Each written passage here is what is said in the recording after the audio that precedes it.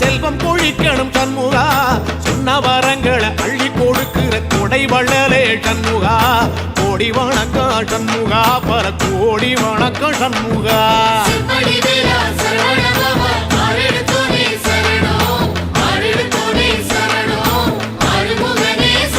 ஐயா மருதமர சத்தியமாகும் அறுபடைய சண்முகா